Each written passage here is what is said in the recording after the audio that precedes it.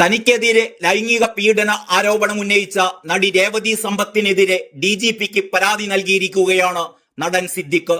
നടിയുടെ ആരോപണത്തിന് പിന്നിൽ ഗൂഢാലോചനയുണ്ടെന്ന് ആരോപിച്ച സിദ്ദിഖ് ഈ വിഷയത്തിൽ മറ്റെന്തോ അജണ്ട കൂടിയുണ്ടെന്നും പരാതിയിൽ ചൂണ്ടിക്കാണിക്കുന്നു. വ്യത്യസ്ത സമയങ്ങളിൽ ഈ നടി വ്യത്യസ്ത ആരോപണങ്ങൾ ഉന്നയിക്കുന്നതായും സിദ്ദിഖ് നൽകിയ പരാതിയിൽ പറയുന്നു. രേവതി സമ്പത്തിന്റെ ആരോപണത്തെ തുടർന്നാണ് സിദ്ദിഖ് അമ്മയുടെ ജനറൽ സെക്രട്ടറി സ്ഥാനത്ത് നിന്ന് കഴിഞ്ഞ ദിവസം രാജിവെച്ചത്. ഇതിന് പിന്നാലെയാണ് സിദ്ദിഖിന്റെ പരാതി. തനിക്കെതിരെ നടന്നത് വൻ ഗൂഢാലോചനയാണെന്ന് സാധൂകരിക്കാൻ സിദ്ദിഖ് ചില കാര്യങ്ങൾ കൂടി പരാതിയിൽ പറയുന്നുണ്ട്. അമ്മയ്ക്കെതിരെ ചില പരാതികൾ ഉയർന്നപ്പോൾ താനും KPSC ലളിതയും ചേർന്ന് ഒരു വാർത്താ സമ്മേളനം നടത്തിയിരുന്നു. ഈ വാർത്താ സമ്മേളനത്തിന് തൊട്ടു പിന്നാലെയാണ് ഈ യുവനടി ആദ്യമായി ഒരു പോസ്റ്റ് പങ്കുവെച്ചത്. അതിൽ പറഞ്ഞിരുന്നത് താൻ മോശമായി സംസാരിച്ചു എന്നുള്ളതാണ്. പിന്നീട് പലപ്പോഴായി സോഷ്യൽ മീഡിയ വഴിയും മറ്റു മാധ്യമങ്ങൾ വഴിയും പല ആരോപണങ്ങൾ ഉന്നയിച്ചപ്പോഴും വ്യത്യസ്തമായ തരത്തിലുള്ള കാര്യങ്ങളായിരുന്നു ഇവർ പറഞ്ഞിരുന്നത് എന്ന് സിദ്ദിഖ് പറയുന്നു. ചില സമയങ്ങളിൽ താൻ മോശമായി അവരോട് സംസാരിച്ചു എന്നാണെങ്കിൽ പിന്നീട് താൻ അവരെ ബലാത്സംഗം ചെയ്തു എന്നാണ് പറഞ്ഞിരുന്നത്. ഒരു ഘട്ടത്തിൽ പോക്സോ കേസ് വരുന്നതിനായി പ്രായപൂർത്തിയാവുന്നതിന് മുമ്പാണ് താൻ അവരെ ബലാത്സംഗം ചെയ്തത് എന്നുകൂടി ആരോപിക്കുകയുണ്ടായി. ഇങ്ങനെ വ്യത്യസ്ത ആരോപണങ്ങൾ ഉന്നയിക്കുന്നത് പ്രത്യേക അജണ്ടയുള്ളത് കൊണ്ടാണെന്നാണ് സിദ്ദിഖ് തന്റെ പരാതിയിൽ പറയുന്നത്. കൂടാതെ മറ്റു ചില കാര്യങ്ങളും സിദ്ദിഖിന്റെ പരാതിയിൽ കുറിച്ചിട്ടുണ്ട്.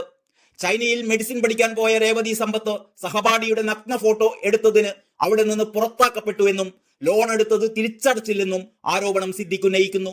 ഇത്തരം വിഷയങ്ങളിൽ അന്വേഷണം നടത്തണമെന്നുകൂടി സിദ്ദിഖ് തന്റെ പരാതിയിൽ പറയുന്നുണ്ട്. രേവതി വർഷങ്ങൾക്ക് മുമ്പ് ചിലർക്കെതിരെ പീഡന ആരോപണങ്ങൾ ഉന്നയിച്ചിരുന്നു. ഇവരിൽപ്പെട്ട ഒരാളായ കേരള ഫാഷൻ ലീഗ് സ്ഥാപകൻ അബിൽ ദേവാണ് രേവതി സഹപാഠിയുടെ നഗ്ന ഫോട്ടോ എടുത്തതിന് കോളേജിൽ നിന്നും പുറത്താക്കപ്പെട്ട വ്യക്തിയാണെന്ന് ആദ്യമായി ആരോപിച്ചിരുന്നത്. തന്നെ മാനസികമായും ശാരീരികമായും പീഡിപ്പിച്ച വ്യക്തികൾ എന്ന പേരിൽ രേവതി സമ്പത്ത് ഒരു കുറിപ്പ് പുറത്തുവിട്ടിരുന്നു. ആ ലിസ്റ്റിൽ അബിൽ ദേവിന്റെ പേരുമുണ്ടായിരുന്നു. എന്നാൽ താൻ ആരെയും പീഡിപ്പിച്ചിട്ടില്ലെന്ന വിശദീകരണത്തിലാണ് അബിൽ ദേവ് രേവതിക്കെതിരെ ആരോപണം ഉന്നയിച്ചത്. 2016 രേവതി സമ്പത്തിന് താൻ നടത്തിയ ഷോയിൽ ഒരവസരം നൽകിയെന്നതും മാത്രമാണ് താൻ ചെയ്ത തെറ്റെന്ന് അബിൽ ദേവ് പറയുകയുണ്ടായി. 2015 MBBS വിദ്യാർത്ഥിനിയാണെന്ന് പറഞ്ഞ് രേവതി തന്നെ വിളിക്കുന്നത്. ഒരു പുതുമുഖം എന്ന നിലയിൽ അവസരം കൊടുക്കുക മാത്രമാണ് താൻ ചെയ്തത്. ഫേസ്ബുക്ക് പോസ്റ്റ് വന്നപ്പോൾ അത്ഭുതപ്പെട്ടു പോയി. ഇതിനൊന്നും ഒരു തെളിവും ഈ കുട്ടിയുടെ പക്കലില്ല. ഇപ്പോൾ ഈ വാർത്തകൾ പ്രചരിക്കുന്നത് തന്നെയും തന്റെ കുടുംബത്തെയും വളരെ മോശമായി ബാധിക്കുന്നു. രേവതിയെക്കുറിച്ച് താൻ നടത്തിയ അന്വേഷണത്തിൽ ചൈനയിലെ ഫെയിംഫാങ് യൂണിവേഴ്സിറ്റിയിൽ പഠിച്ചുകൊണ്ടിരിക്കവേ സഹപാഠിയായ ഒരു പെൺകുട്ടിയുടെ നഗ്ന വീഡിയോ പകർത്തിയതിനെ തുടർന്ന് ഈ കുട്ടി പുറത്താക്കപ്പെട്ടു എന്നറിയാൻ സാധിച്ചു.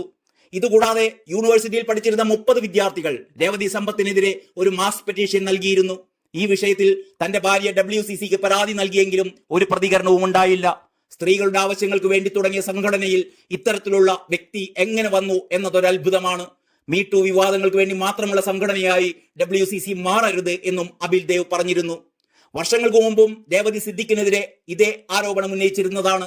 അന്നത് വലിയ വാർത്താ പ്രാധാന്യമൊന്നുമില്ലാതെ കടന്നുപോയി. എങ്കിലും ഹേമ കമ്മിറ്റി റിപ്പോർട്ടിന്റെ പശ്ചാത്തലത്തിൽ വിഷയം വീണ്ടും ഉയർന്നു വരികയും താരസംഘടനയായ അമ്മയുടെ ജനറൽ സെക്രട്ടറി പദത്തിൽ നിന്ന് സിദ്ദിഖിനെ രാജിവെച്ച് ഒഴിയേണ്ടതായും വന്നു.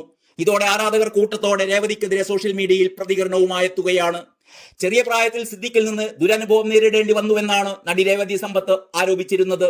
+2 കഴിഞ്ഞ സമയത്താണ് മോശം അനുഭവം ഉണ്ടാവുന്നത്. ഫേസ്ബുക്കിൽ മെസ്സേജ് അയക്കുകയായിരുന്നു സിദ്ദിഖ്. ആ അക്കൗണ്ട് വഴി പലർക്കും ഇയാൾ മെസ്സേജ് അയച്ചിട്ടുണ്ട്. സിദ്ദിഖിന്റെ സുഖമറിയാതെ എന്ന സിനിമയുടെ പ്രിവ്യൂവിന് ശേഷം തിരുവനന്തപുരത്ത് മസ്കറ്റ് ഹോട്ടലിലേക്ക് വരാൻ പറയുകയായിരുന്നുവെന്നും അവിടെ വെച്ചാണ് മോശം പെരുമാറ്റം ഉണ്ടായതെന്നുമാണ് നടി ആരോപിച്ചിരുന്നത്. News desk Kalakaumudi.